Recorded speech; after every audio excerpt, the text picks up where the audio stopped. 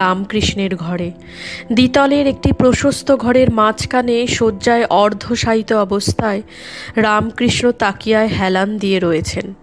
ঘরে ঢুকতে তিনি আমাদের উভয়ের দিকে তাকিয়ে বললেন, ডাক্তার আমাকে কথা বলতে নিষেধ করেছেন, কিন্তু আপনার সঙ্গে আমাকে কথা বলতেই হবে।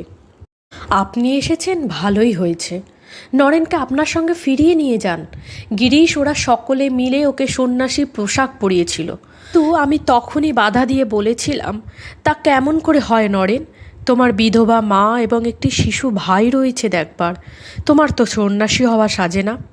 এ কথা বলার পর নরেন্দ্রনাথ মা ও তার সঙ্গে বাড়ির দিকে রওনা হলেন। আসবার সময় ঘোড়ার গাড়িতে বসে মা নরেন্দ্রনাথকে রামকৃষ্ণের বলা কথাগুলো বললেন।